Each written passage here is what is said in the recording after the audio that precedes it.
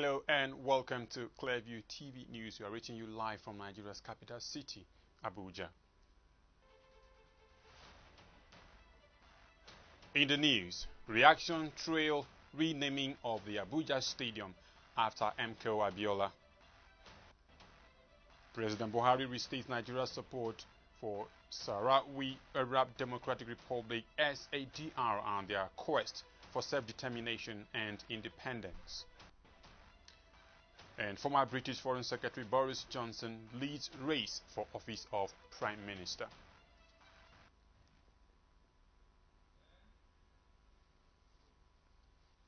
I am Nten Ekpan with details of these and other stories. The People's Democratic Party, PDP, and its presidential candidate Atiku Abubakar on Thursday prayed the Presidential Election Petitions Tribunal to order the Independent National Electoral Commission, INEC, to grant them access to inspect the Commission's server. The PDP also prayed the tribunal to give it permission to inspect other electronic gadgets used by INEC in the February 23 presidential election. In their petitions before the tribunal, both the PDP and Atiku are claiming that they won the presidential election as per the results fed into INEC's server, a claim the electoral umpire has consistently faltered. Clearview TV's Magdalene Michael reports that the PDP prayed the Justice Garba Mohammed-led tribunal to grant their application in the interest of justice, transparency, and neutrality. Counsel to the People's Democratic Party, PDP, Chris Uche, a senior advocate of Nigeria, prayed the courts to grant requests of his clients for the sake of justice, arguing that the inspection of INEC server and smart card readers used during the 2019 presidential election is necessary since their usage was to promote transparency and credibility of the electoral process. This is a very, very important motion, a motion for access to be allowed by the court to all the parties, not just the petitioners, to inspect the server of INEC. Everybody is aware that smart card readers were used and this transmitted good data for accreditation and the results. And now we are saying, let us all go there. These are electoral materials supervised by the court. We are not asking only for the petitioners.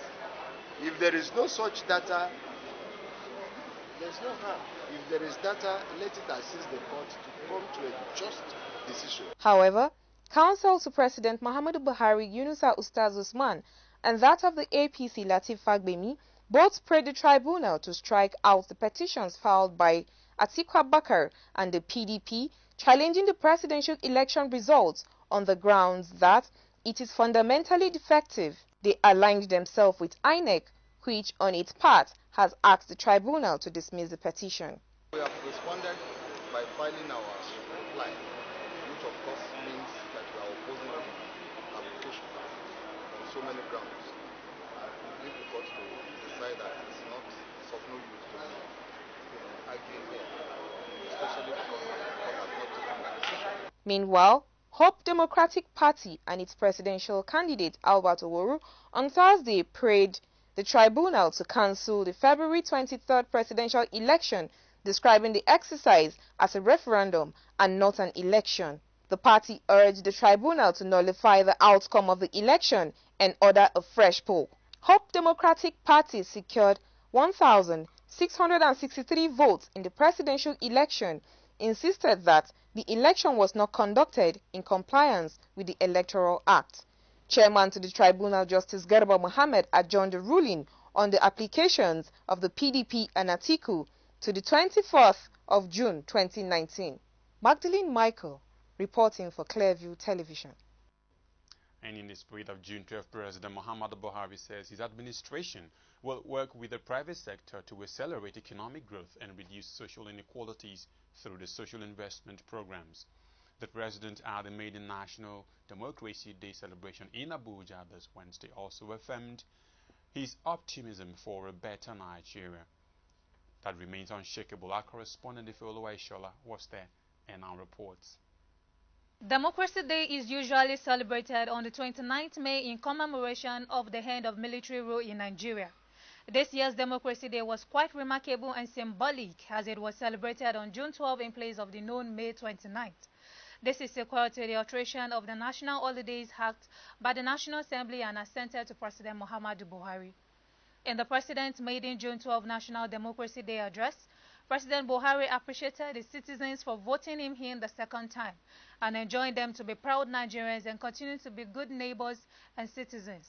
He further said that his administration will consolidate on the success of the last 4 years and take Nigeria to the next level which his administration represents. This task is by no means unattainable. China has done it. India has done it. Indonesia has done it. Nigeria can do it. These are all countries characterized by huge burdens of population. China and Indonesia succeeded under authoritarian regimes. India succeeded in a democratic setting. We can do it. With leadership and sense of purpose, we can lift 100 million Nigerians out of poverty. Present were world leaders and prominent dignitaries from far and near who came to felicitate with Nigeria as she marks 20 years of unbroken democracy. There were performances from the various cultural troops displaying the improvement in the agricultural sector under the present administration and a special parade ceremony by detachment of the Nigerian police.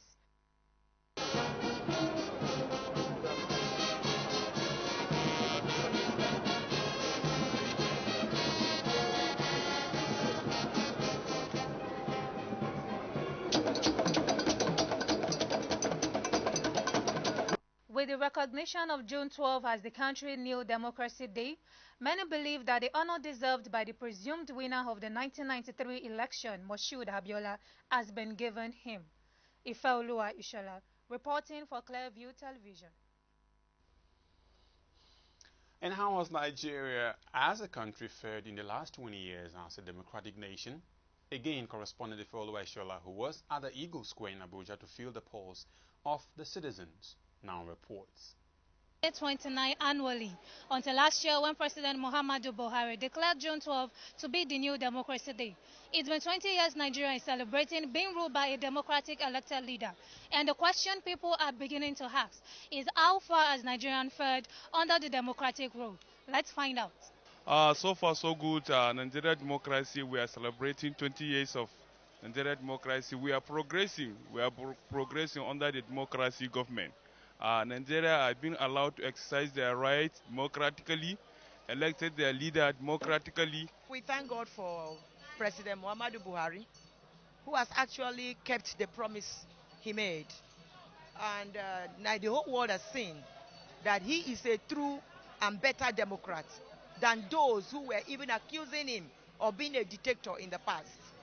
President Muhammadu Buhari has demonstrated the true Democrat in him more than those who were, more than his accusers.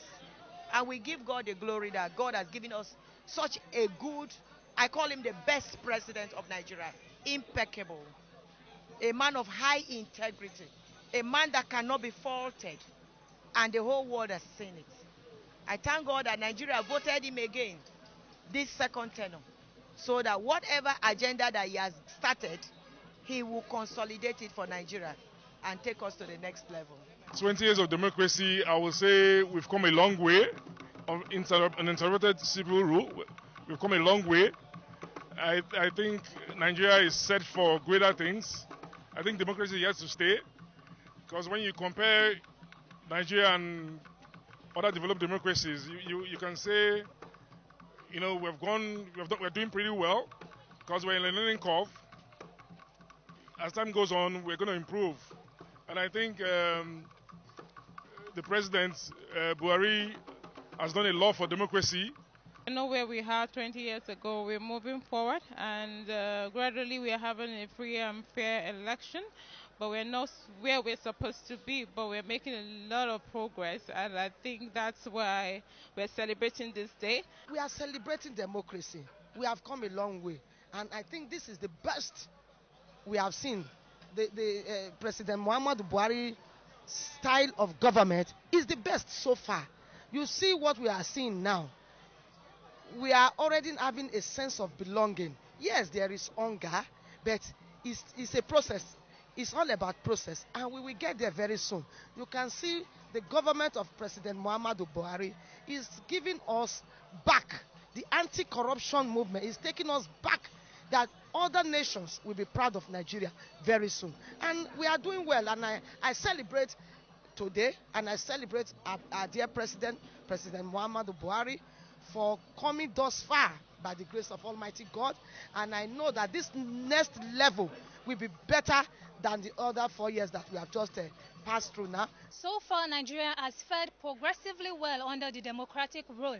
From Eagle Square in Abuja, Ifeoluwa Ishola, reporting for Clearview Television. And Nigerians have continued to react to the maiden June 12 National Democracy Day celebration, especially the significance and the impact the June 12 Democracy Day has on the Nigerian government. Again, correspondent Ifeoluwa Ishola was on the streets of Abuja and now reports. Nigerians celebrated the democracy for the first time this year on June 12. And the question begging for answer is, what is the significance of June 12 in the democracy of this country? Let's hear what Nigerians has to say about this. For me, there's nothing has changed. No significance, nothing. It's just the razzmatazz, waste of money. That's what it is. We are still deceiving ourselves. There's insecurity everywhere. There's an average Nigerian cannot even sleep and have the assurance of waking up. It's worrisome, kidnapping up and down. The common man doesn't have a place in this their government. So for me, it's a waste of time. It's good, and at least everybody knew that day was an actual day. That the election was won, something happened, and they all knew that the annulment was not in order. So to compensate the Yorubas and the family, sincerely, it is good to make it a memorable day. June 12th was supposed to even be the initial democracy day, because that was the first time Nigeria was actually having, I think, the proper democracy itself. That is voting for their choice, whereby Moshood Abiola became the president.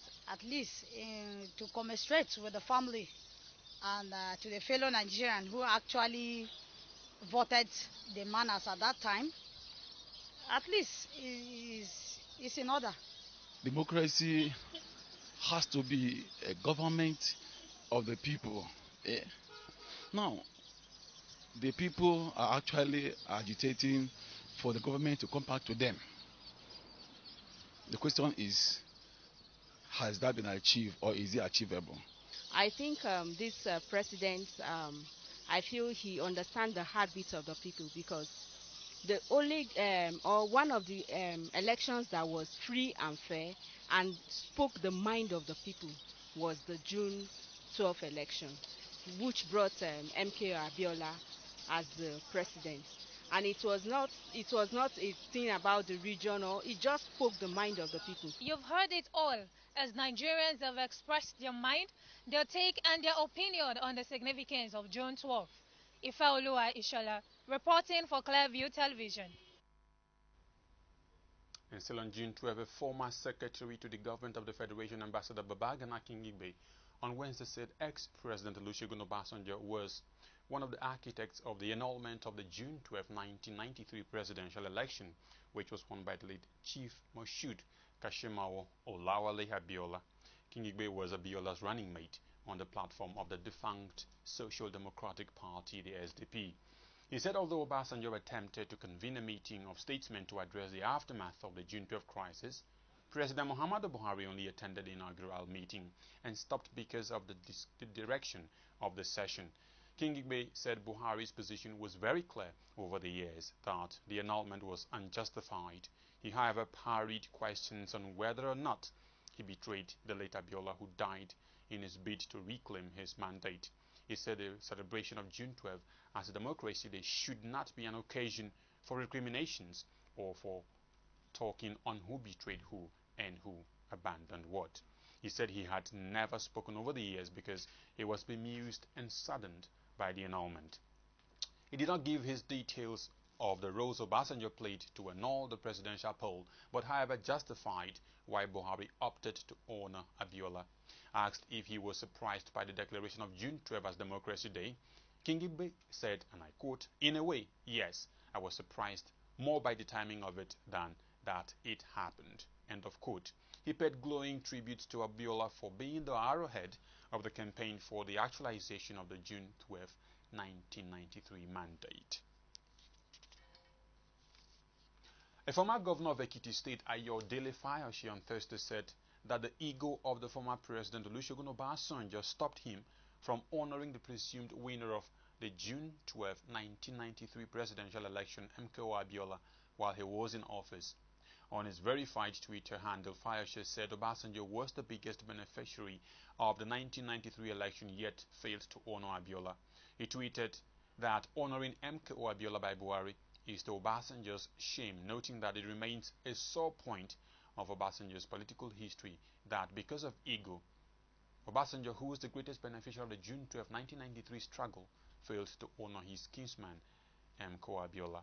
President Muhammadu Buhari had last year recognized June 12 as Nigeria's Democracy Day, as well as giving national honors to him posthumously. On Wednesday, during the maiden celebration of the National Democracy Day on June 12, Buhari renamed the National Stadium after the late MKO Abiola. Senators of the ruling All Progressives Congress, the APC, have blocked a motion that sought for the Senate to debate the speech delivered by President Muhammadu Buhari on June 12, Nigeria's Democracy Day. Senator Isifanus Dongyang, PDP Plateau, brought the motion on the floor of the Senate. He sought the consent of his colleagues for the motion to be considered on Thursday as a matter of urgent national importance. He said the motion has to do with the speech by President Muhammadu Buhari on Democracy Day. The speech, he noted, is already in the public domain and had generated a lot of interest. When Senate President Ahmed Lawan subjected the motion to voice votes, majority of the senators, most of whom are of the APC, overwhelmingly rejected it. Lawan therefore ruled that the nays had it. And we'll take a break now from June 12 to bring you some other stories now. Ahead of future elections in Nigeria, the Independent National Electoral Commission, INEC, has disclosed its resolve to soon engage the leadership of the 9th National Assembly with a view to strengthening the legal framework of the nation's electoral system. INEC, which is currently doing a post-mortem of the 2019 general election, expressed optimism that the review would be concluded in the next 2 months to arm it with useful lessons that will guide relevant stakeholders working to improve on the legal framework. The report. Speaking Thursday in Abuja when he received the special representative to the United Nations Secretary General for West Africa and the Sahel, Mohammed Ibn Chambers, INEC Chairman Professor Mahmoud Yakub regretted that a new legal framework could not be developed before the last general elections. In particular, we need to focus attention on the electoral legal framework among several areas of reform, and His Excellency has identified some of them. Indeed, long before the 2019 general elections, the Commission submitted detailed proposals for the amendment of our electoral laws in the light of our experience from the 2015 general elections and even the numerous off-season elections. Preparations for the next presidential and other major elections, gubernatorial, etc., commences the day after the results of those elections are announced. And in this regard, the UN wants to be part of that preparation. We want always to see in what way we can be useful. How can we support? How can we facilitate? How can we be part of a process which strengthens the capacities of INEC to better deliver in future elections?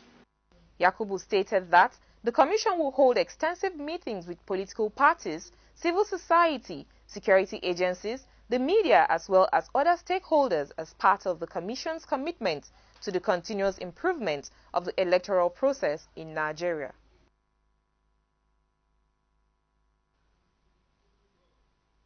You're still watching the news coming to you from Clearview Television. We'll now take a short break, and when we come back, the rest of the news continues. Please stay with us. This used to be me.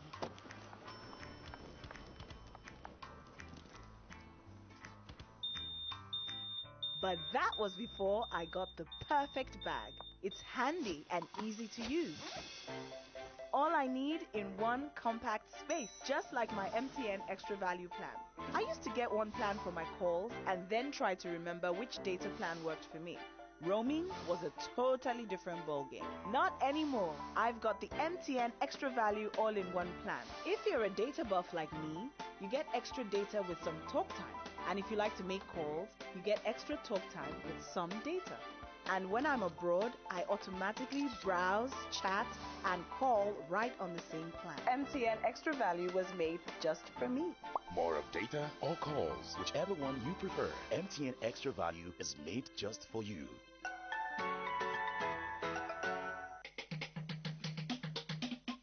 Uni ahoime, banguni enwome ati sojete, banguni iresu amuhi, baki epezwe ati ameme worokame da shekura novede, ibiraba beva sezo onene, isambuhi oneri odovide kura ame, oneri saza esikameni, avabani voneva sevore, diaka, iresu ibiraba be TV, oneva sevo vidaune, jozire sokoko eturonone, ibiraba be, yavabe, inyo ishehun, dia novede.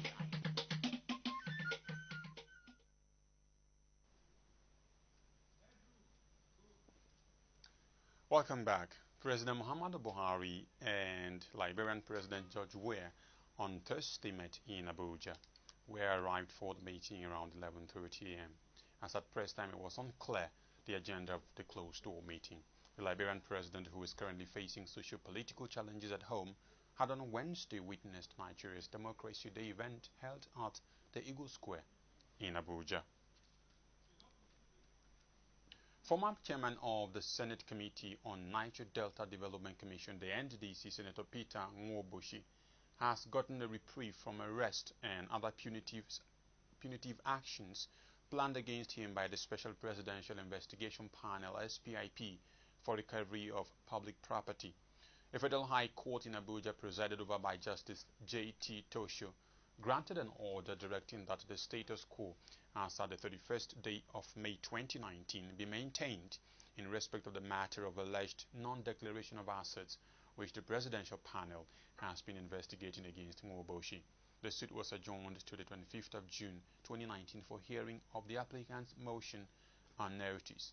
In the originating motion, Nwoboshi had asked the court for an order of interim injunction restraining the respondents, the SPIP and its chairman Okoye Bonobla, from taking any action in furtherance of the purported notice to declare assets and investigation activities pending the hearing and final determination of the applicant's originating application in the suit.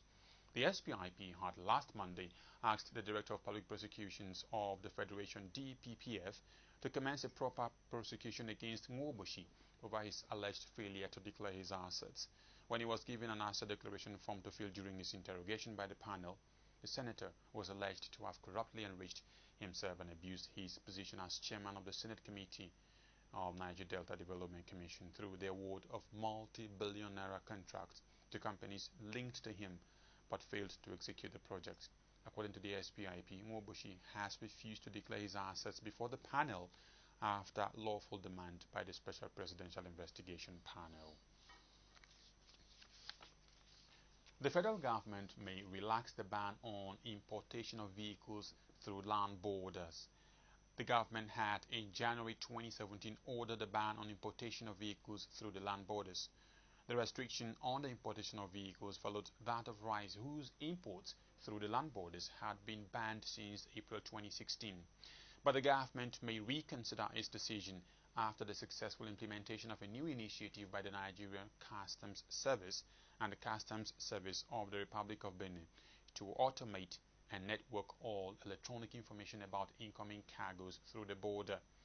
Comptroller General NCS Colonel Hamid Ali retired, who was represented by the Assistant Comptroller Information and Communication Technology Benjamin Abba at the stakeholders meeting on the new initiative, expressed confidence that with the successful implementation of the bilateral electronic connectivity program between Nigeria and Republic of Benin, the federal government might lift the ban on items coming through the land border.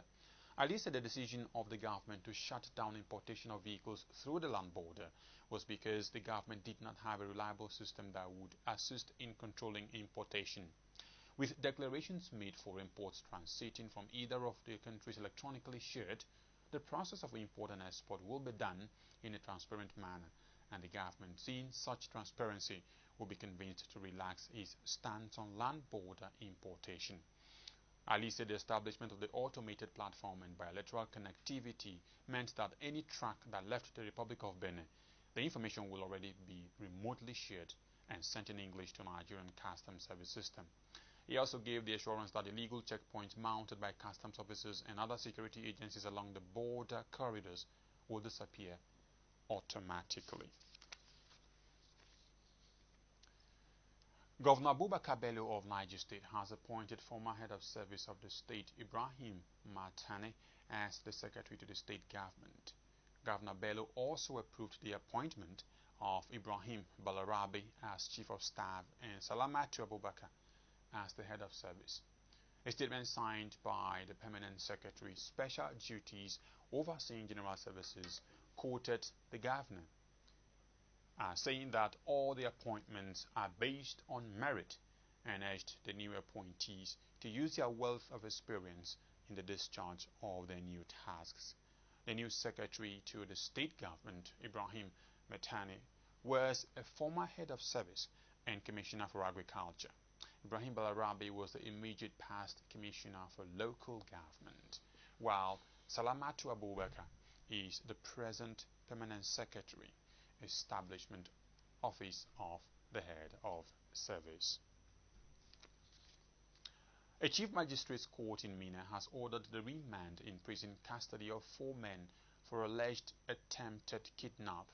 Legbo Yesaba, Ndako Adamu, Mako Mohammed and Baba Salah were docked on 2 counts of criminal conspiracy and attempt to commit an offense, to wit kidnapping. The police prosecutor, ASP Daniel Ikwoche, told the court that one Mohammed Bako of Esu Audu village in Agaye local government area reported the matter at the station on June 5. According to him, the author of the letter was said to have demanded 5 million naira or he would kidnap the complainant and his family. He stated that the police detectives swung into action and arrested the first accused persons, who confessed to having conspired with other 3 accused to commit the offense. He said the offences were contrary to sections 3 sub 1 and 3 sub 2 of the Kidnapping and Cattle Rustling Law of Niger State 2016. When the charges were read to them, they all pleaded not guilty. The prosecutor thereafter prayed the court for adjournment as an investigation into the matter was ongoing. In her ruling, the magistrate Hawa Yusuf ordered the accused persons to be remanded in prison custody.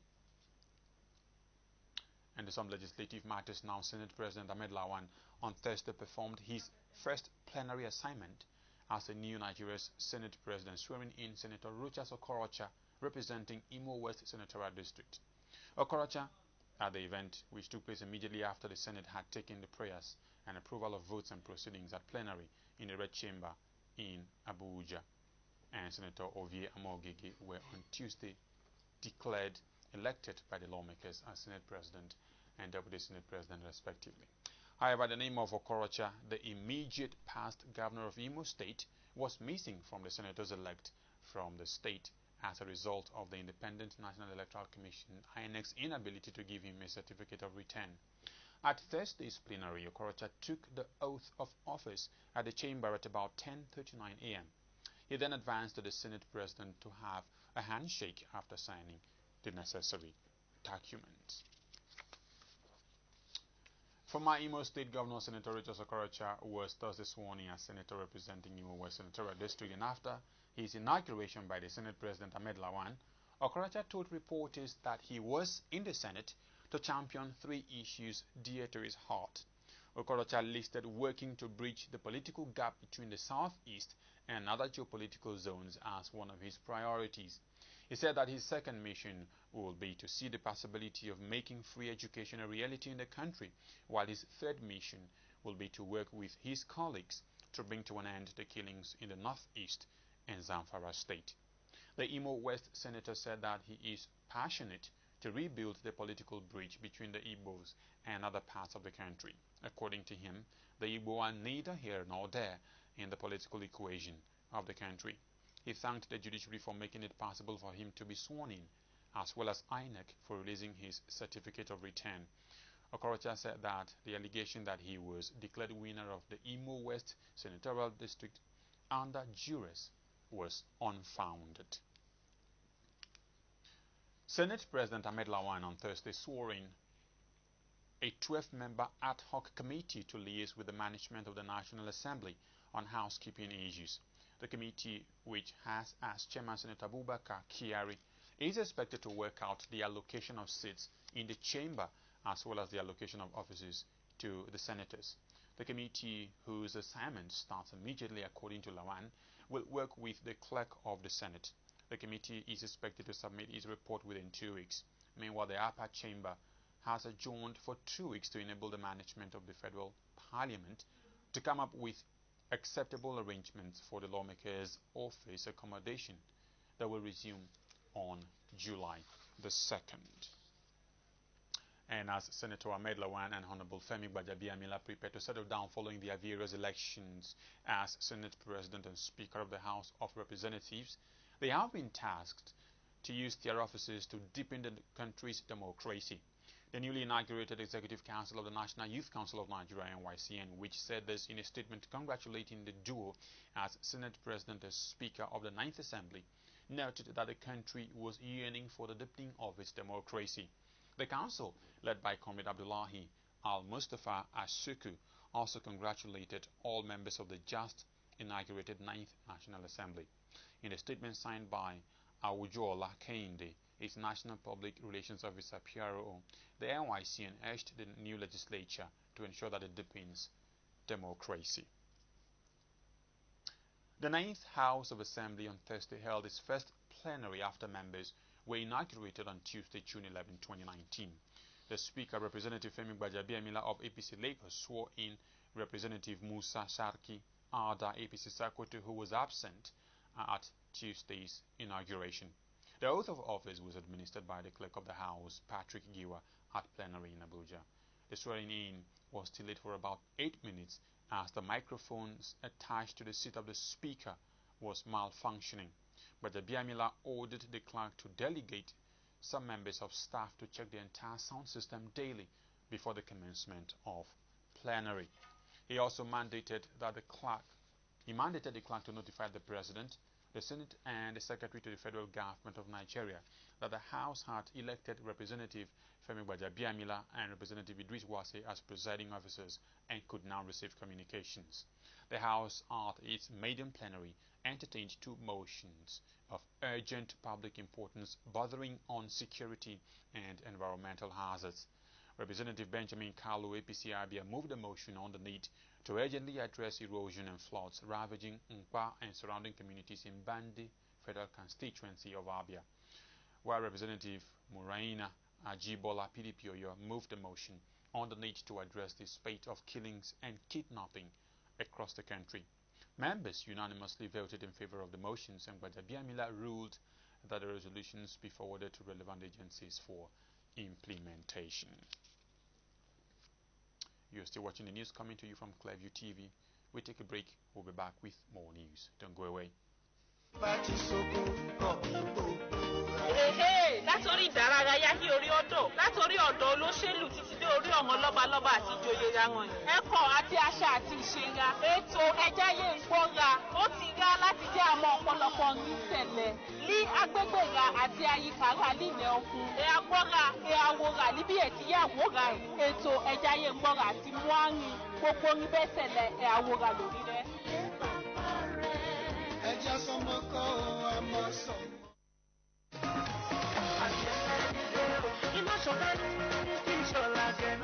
Wow! ekide shewa gegedede je kuma gbomuwe ekide she odukane kedukolonyogba ka àwọn dugbede amoma agbadufo onekele konubule manike koma alukuma gba bai alukuma ko ichiwa igala omikuna ka ishomame kukojane igala de edomi sebo kukojile uchomame igala lakina gowa oji television kide loba ekidere ma bino.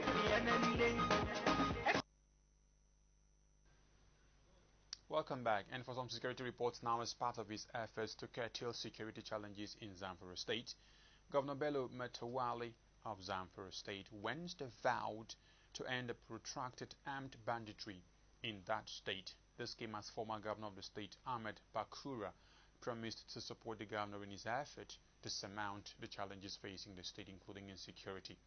Governor Matawalle spoke at a meeting he reconvened with leader of Mieti Allah Cattle Breeders Association of Nigeria, Makban, Alhaji Mohammed Kirua Ardonzuru, Deputy Governor Mahadi Aliyu Gusau, Speaker of the State House of Assembly, Nasir Magari, PDP State Chairman Alhaji Ibrahim Malaha Gusau, Secretary to the government of that state, Alhaji Balabelo Maru, among other key stakeholders in Zamfara. Governor Matawalle informed that a bill will be presented to the State Assembly for a law prescribing death sentence for unjust killings by either the bandits or civilian joint task force Yan Sakai. According to him, his administration had plans for various developmental projects for rural and nomadic communities and would be launched as soon as peace was restored in the state. He called on the nomadic communities to embrace peace, surrender their arms, and enjoy the development programs of his administration. Earlier, while addressing stakeholders, leader of Mieti Allah Cattle Breeders Association of Nigeria reiterated his commitment to employing every workable solution to the attainment of peace. He alleged that his previous efforts were scuttled by the past administration, but expressed optimism that Governor Matawalle will end banditry in Zamfara State. Meanwhile, former governor of the state, Ahmed Bakura, has promised to support the incumbent governor in his effort to surmount the challenges facing the state, including insecurity. We'll take a short break. We'll be back after this time out. Please stay with us.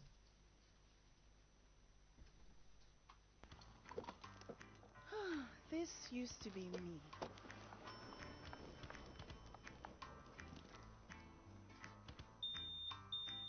But that was before I got the perfect bag.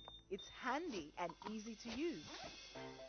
All I need in one compact space, just like my MTN Extra Value plan. I used to get one plan for my calls and then try to remember which data plan worked for me.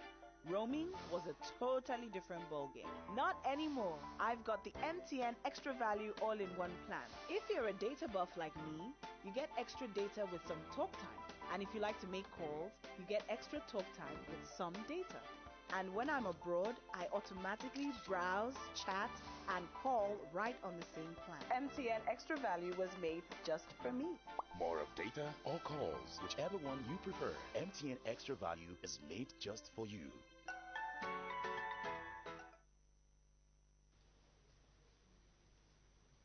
Welcome back. President Muhammadu Buhari this Thursday restated Nigeria's support for the people of Sahrawi Arab Democratic Republic (SADR) and their quest for self-determination and independence. At an audience granted the president of SADR, Brahim Gali, at the State House, the Nigerian leader stressed that the country's position is in line with the several resolutions of the African Union (AU) and the United Nations (UN) on the matter. He said Nigeria remains committed to supporting the efforts of the AU and the UN towards finding a lasting solution to the Sahrawi problem. Earlier, President Gali had congratulated President Muhammadu Buhari on his re-election and the successful celebration of Democracy Day. He commended Nigerians' past support for SADR during President Buhari's tenure as military head of state and the country's support for liberation movements on the African continent. The SADR leader said the weight of Nigeria's support remained crucial to the final resolution of the continued colonization of his people. Nigeria had recognized Sahrawi Arab Democratic Republic on November 11, 1984, when General Muhammadu Buhari was the military head of state. Vice President of Venezuela alongside his aides this Thursday held a solidarity campaign in Abuja, Nigeria's capital city, to rally support for his home. For his home's government's request that the U.S. hands Venezuela's affairs as an autonomous and independent nation. As correspondent Busola Oworu tells us, the solidarity rally is a response to the involvement of the United States in the affairs of Venezuela. The report. The socio-economic and political crises that have been plaguing Venezuela led many to join the Venezuelans at the hall. They are those who share in the Venezuelan struggle and give their support to the fight with wide expectations from all that the Venezuelan struggle will not be in vain. Various speakers are against the aggression and interference of the United States, urging countries across the globe not to leave Venezuela alone. They believe that all countries should be given the right of autonomy. Are not physically at this event. Congress is fully aware of the struggle of the people of Venezuela, especially against foreign aggression led by the United States, an attempt to impose the people leadership on the country. Venezuela does not deserve what it's going through because we got there, they received us in good hands. We were taken care of. We have no reason for a day to regret going there. Justice to one is an injustice to all. And that is why we are doing our best now to spread this ideology across all. We understand the situation in Venezuela and as well as the fast breaking forth in other societies. And we are not comfortable with it at all. Vice President of Venezuela, who visited Abuja on a solidarity visit, explained that the United States is taking over every resources in Venezuela, adding that most of the sanctions by the U.S. are against international law. Venezuela se convirtió en una referencia para la región. Venezuela became a reference for the region of Latin America and the Caribbean. Todos los pueblos, y Chávez decía, hay que apoyar a los pueblos, porque los pueblos son los que quitan y ponen gobierno. Y dijo Chávez, nosotros necesitamos cambiar en América Latina. Esa referencia hizo que los pueblos fueran cambiando los gobiernos. Y surgieron gobiernos que se parecían a los pueblos en América Latina. The reference of good governance in Venezuela started to be an example for other peoples in Latin America. And then they started to choose to elect governments that were very close to the needs of the people. Los partidos políticos, los movimientos sociales, los movimientos populares fueron alzándose en América Latina y pusieron a Lula en Brasil, a los Kirchner en Argentina. The political parties, the social movements, all the organized sectors of society. Adding that most of the sanctions by the U.S. are against international law. High point at the event is a cultural display of how life was in Venezuela before civilization came in place. Busola Oworu, reporting for Clearview Television.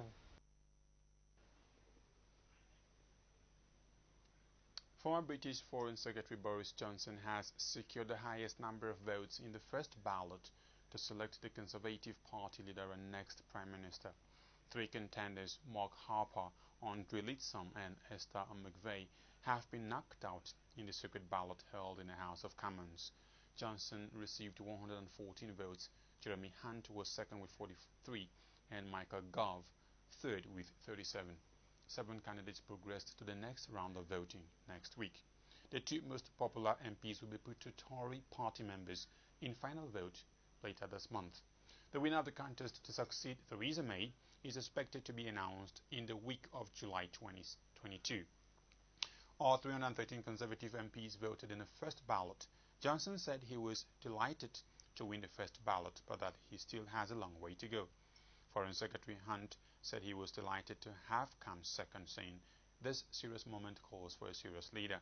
And Environment Secretary Gove said it was all to play for, and he was very much looking forward to the TV debates on Channel 4 on Sunday and on BBC One on Tuesday next week. Home Secretary Sajid David said, I look forward to continuing to share my positive vision and my plan for uniting the country. Former Brexit Secretary Dominic Raab said he was proud and honored and he had been a good base to build on. Britain's Interior Minister said Thursday he had certified the US request to extradite WikiLeaks founder Julian Assange on espionage grounds in a procedural move that opens the way for a court battle. The US Justice Department confirmed on Tuesday that it had submitted a formal extradition request. British Home Secretary Sajid Javid said he signed it on Wednesday. The final decision on whether Assange can be extradited will rest with the courts. The next hearing in the Australian former computer hackers case is on Friday. The 47-year-old had been sheltering in Ecuador's embassy in London for 7 years until his arrest on April 11, when Quito finally withdrew his asylum. He is now serving a 50-week sentence in jail for skipping bail when he entered the embassy in 2012. Assange, who is being held in the top security Belmarsh prison in southeast London, is not expected to attend Friday's hearing in person but could take part via video link, although it will be largely procedural. Washington has accused Assange of violating the U.S. Espionage Act by publishing military and diplomatic files in 2010. The 18 charges reject his claim he was simply a publisher receiving leaked materials, which will be protected under press freedom legislation. The case has upset some US and other world media, which argue that Assange's activities differ very little from their own. They fear his case could set a precedent for limiting free speech and media rights. And just before we conclude the bulletin, let's take a look at the stories that made headlines.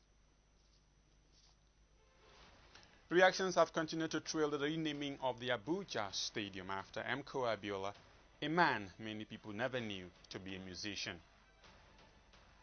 President Muhammadu Buhari Thursday in Abuja restated Nigeria's support for the people of the Sahrawi Arab Democratic Republic SADR and their quest for self-determination and independence. And we also told you that former British Secretary Boris Johnson has led the race for Prime Minister in the first round of voting as 3 other contenders get knocked out. The news, remember that you can subscribe to our YouTube channel via Clearview Television, like us on Facebook via Clearview Television Online, follow us on Twitter at Clearview Online, on Instagram at Clearview TV_NG. You can also watch Clearview TV on Atcomsat with any free-to-air decoder. For details, contact your local installer. I am Nten Epang. Many thanks for watching.